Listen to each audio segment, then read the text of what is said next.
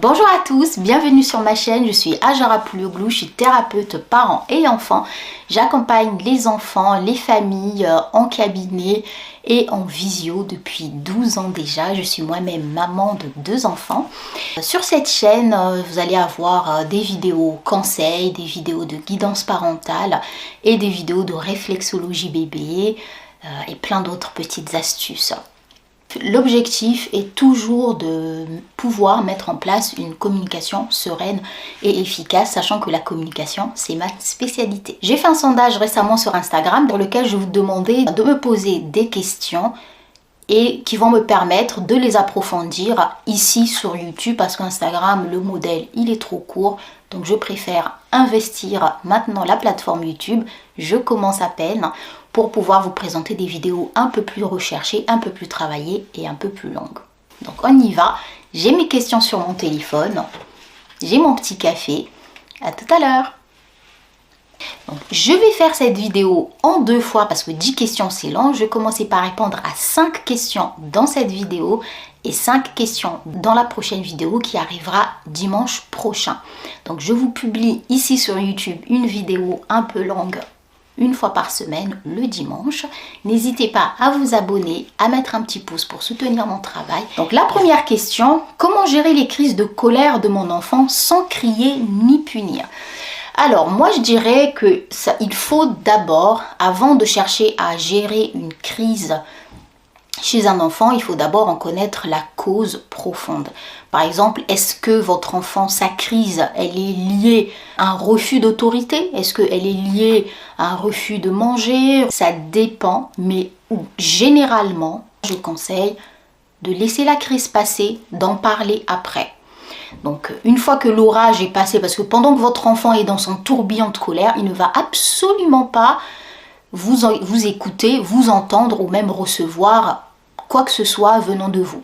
Donc une fois que la crise s'est calmée, que votre enfant, ça y est, il a retrouvé son calme, vous allez le voir et vous en parler très clairement. Vous dites ce que vous ne voulez pas, que je n'ai pas apprécié ça. Je souhaite que la prochaine fois, ça soit plutôt tac, tac, tac. Donc j'aborde cette thématique très clairement dans mon programme 10 jours pour adopter une communication sereine et efficace que je vous mettrai dans la description. Donc en fait, c'est un programme qui vous permet d'établir vraiment une communication sereine sur plusieurs semaines, petit à petit, pas à pas, pour justement savoir comment arrêter les crises. Pour revenir à la question, donc la crise, on la laisse passer et ensuite on en discute. En tant que parent, moi je dirais qu'il ne faut pas avoir peur de punir. Après, je suis contre les grosses punitions, mais je ne suis pas contre un temps de réflexion, mettre un enfant dans sa chambre, sur une chaise et lui dire « Écoute, je veux que tu réfléchisses à ce que tu viens de faire. » Par exemple, s'il a, je sais pas, s'il a fait mal à son frère ou si il vous a insulté, il y a des choses qu'il ne faut pas laisser passer. Et c'est pour ça qu'il faut prendre au sérieux la communication dès le départ. Donc, on en parle. On met une limite claire pour montrer notre désaccord face à un certain comportement ou une certaine façon de parler. Et ensuite, on en parle clairement et on crève l'abcès. Voilà. Deuxième question. Que faire quand mon ado se referme sur lui-même et ne veut plus parler? Ok, alors votre ado, quand il se referme sur lui-même, ça veut dire qu'il traverse un moment un peu délicat. Moi, je pense qu'il faut déjà d'emblée, en général, de façon générale, je sais que nous-mêmes on est parents, on est fatigués, on a le boulot, on est déjà dans notre propre monde qui est très très chargé et donc on n'est pas forcément très attentif à ce qui se passe. Mais il faut surtout à l'adolescence être assez regardant sur ce qui se passe chez votre ado et surtout son comportement trahit souvent un mal-être qui peut être naissant et qui peut être installé depuis déjà plusieurs semaines, voire plusieurs mois. Donc, comment instaurer le dialogue? Déjà, on commence par poser des questions toutes bêtes. Est-ce que ça va? Comment tu te sens aujourd'hui? Il ne faut pas forcément aller direct. Donc, comme on dit en anglais, il ne faut pas aller straight to the point. Il faut y aller petit à petit. Donc, gratter, pour poser la question fatidique. Pourquoi est-ce que tu es comme ça en ce moment? Je vous donne un exemple, votre enfant il se referme, il ne parle plus, il est discret, il est un peu bizarre. Donc on va pas dire mais pourquoi tu es comme ça en ce moment? Non, on va plutôt lui poser la question comment tu vas, comment ça se passe au collège en ce moment et tout. Et n'hésitez pas à faire intervenir une personne de confiance de la famille par exemple, ou un thérapeute, peu importe, mais une personne à qui il pourrait se confier s'il n'arrive vraiment pas à s'ouvrir à vous. Donc le fait de normaliser le dialogue, déjà quand tout va bien, comment s'est passée ta journée, comment machin, comment ça va avec un tel, comment ça va avec tes amis, comment tu te sens et tout. Donc quand on instaure ça, et le jour où vous allez sentir que c'est un peu bizarre, ben là vous pourrez poser les questions. Et si vraiment il est totalement fermé, ben là vous lui parlez. Je suis inquiète, est-ce que tu peux me dire ce qui se passe? J'aimerais que tu me dises un peu comment tu te sens, quand tu seras prêt. Et quand tu seras prêt, tu viens me voir, je serai là pour t'écouter. Donc les enfants apprécient beaucoup cette ouverture et ce choix qui est un non-choix, hein, mais c'est une invitation et une façon de laisser entendre que oui, tu as le choix de me dire ou pas. Mais en général, les enfants le disent, surtout quand ils ne sont pas impliqués dans la chose qui les inquiète ou qui les pousse à se fermer. Je ne sais pas si vous voyez. Pareil pour ce type de méthode pour aller chercher un peu, tirer un peu les vers du nez. J'ai aussi mis en place des cartes thérapeutiques issues de la PNL, programmation neurolinguistique. Donc ces cartes, elles viennent un peu sous forme de jeu et elles vont vous permettre de poser certaines questions pour clarifier des sujets. Par exemple, au début, vous allez discuter je sais pas, du collège, de la chambre, d'une amie ou de la famille. Vous allez creuser. Après, tu lui dis, j'aimerais pas qu'on parle de ton état. Je vois que tu es un peu renfermé en ce moment. J'aimerais qu'on en parle. Est-ce que tu veux en parler? Pourquoi est-ce que tu es comme ça en ce moment? Est-ce que tu souhaites t'ouvrir à moi? Qu'est-ce que je peux faire pour t'aider? Qu'est-ce que tu peux faire pour dépasser? Donc toutes ces questions sont dans les cartes et elles vous permettent d'aller un peu dégrossir pour comprendre d'où vient le souci. Alors, troisième question, comment accompagner mon enfant dans une séparation ou un divorce? Ça c'est une question qui est très délicate mais qui revient très souvent. Moi je dirais qu'il ne faut pas cacher des choses parce que les enfants savent, les enfants ressentent les choses forcément. Donc si vous cachez, les enfants, ils ne vont pas comprendre pourquoi est-ce que vous cachez. Il ne faut pas minimiser les choses et il ne faut pas non plus les grossir. Et il ne faudrait pas que l'enfant devienne un peu votre décharge émotionnelle. Par exemple, on va prendre le cas de la maman qui se sépare. Oui, ton papa, il est ton père. On verse toute notre colère dans l'enfant.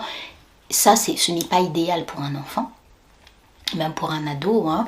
Donc, laissez-lui sa place d'enfant, préservez-le, préservez l'image de l'autre parent, quel que soit ce qu'il a fait, sauf si la responsabilité pénale est engagée, mais préservez aussi l'image de l'autre parent, ce qui va permettre de continuer une relation parentale un peu plus apaisée, même si je sais d'expérience que ce n'est absolument pas évident. Donc le dialogue, préservez votre enfant de votre état émotionnel à vous. Je sais, ce n'est pas facile. On ne contrôle pas les choses parfois. On peut partir en vrille parce que voilà, on est choqué, on est à bout, on est traumatisé parfois dans certaines séparations. Mais essayez de préserver votre enfant. Parlez-en à des adultes comme vous pour vider votre sac, pour chercher des solutions. Mais essayez d'épargner les enfants. Troisièmement, dites les choses. Dites les choses avec les mots aussi simplement. Voilà, j'ai décidé de partir, papa a décidé de partir, c'est comme ça. Et on t'aime, on t'aimera toujours, tous les deux on t'aime, même si aujourd'hui on va vivre chacun de son côté. On t'aime très, très très fort et ça il ne faut pas en douter. Tu dois être sûr de ça, mais voilà, les familles ça arrive qu'elles se séparent, malheureusement c'est la vie qui est comme ça.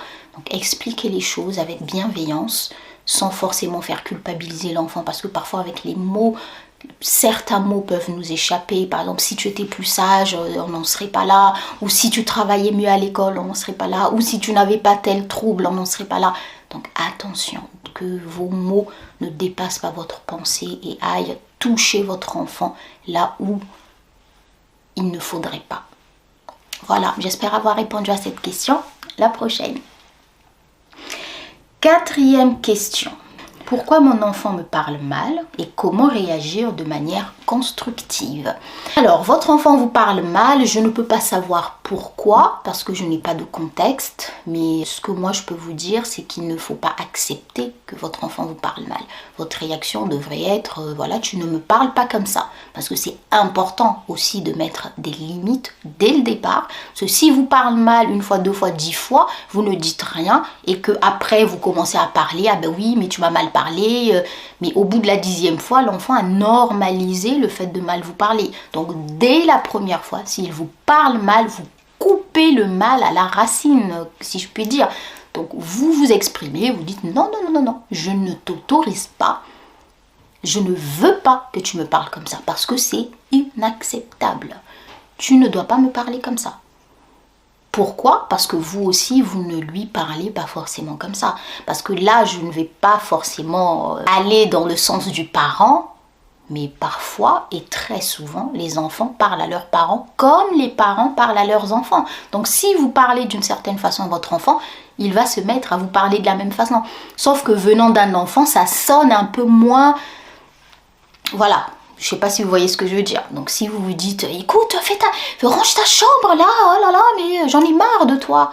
Et que votre enfant vous dit la même chose, maman j'en ai marre de toi, arrête de me crier dessus.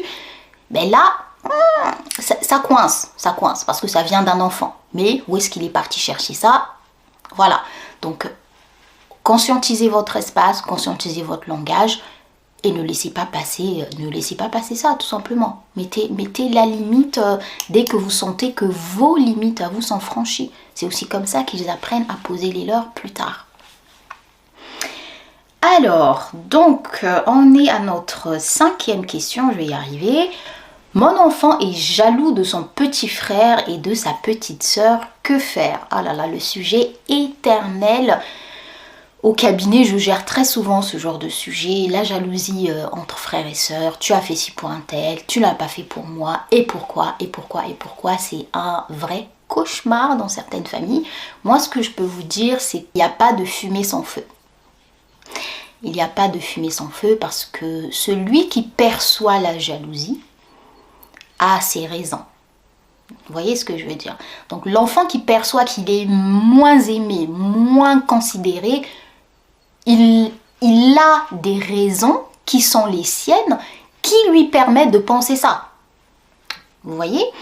Donc il faut aller chercher auprès de votre enfant pourquoi est-ce que tu penses ça. Pareil, mon jeu de cartes peut aussi intervenir dans ce sujet. Par exemple, ouais mais tu l'aimes plus, oui mais tu le traites mieux, oui mais de toute façon moi personne ne m'aime, je connais la chanson, j'ai des enfants aussi. Et avec ce jeu de cartes, vous allez pouvoir aller creuser ce point. Tu m'as dit que je préférais ton frère à toi. On va en parler avec les cartes. Première question. Tac, tac, tac, tac, tac. Deuxième question. Voilà. Qu'est-ce que tu en penses? Pourquoi? Comment? Qu'ils vous disent les termes réels. Vous l'aidez bien évidemment. Et surtout, n'hésitez pas à faire intervenir les émotions. Comment tu te sens quand tu dis ça? Pourquoi est-ce que tu dis ça? Et allez comprendre, parce que comme j'ai dit tout à l'heure, il n'y a pas de fumée sans feu, votre enfant ne vous dit pas ça pour rien. Donc écoutez-le, ouvrez-vous et essayez de faire au mieux, c'est tout ce que je peux dire. Voilà. N'hésitez pas à vous abonner, à me mettre un petit pouce pour encourager mon travail et j'espère avoir répondu, j'espère avoir pris le temps. N'hésitez pas à me laisser d'autres questions bien évidemment et j'y répondrai. Je pense que ça sera un peu le format de ma page, le fait de répondre aux questions des parents. Vous pouvez ajouter bien évidemment des choses dans les commentaires pour préciser, spécifier ou être carrément en opposition avec ce que je dis parce que je n'ai pas la connaissance absolue, je sais pas si c'est comme ça qu'on dit, je n'ai pas la science infuse, voilà, donc n'hésitez pas à dire aussi quelles sont vos valeurs par rapport à ça, qu'est-ce que vous en pensez parce que c'est très important aussi. Donc je vous laisse avec ça et la deuxième partie de la vidéo, vous allez la retrouver la semaine prochaine. Voilà, je vous souhaite un très bon dimanche et je vous dis à dimanche prochain. On se retrouve sur Instagram. À bientôt!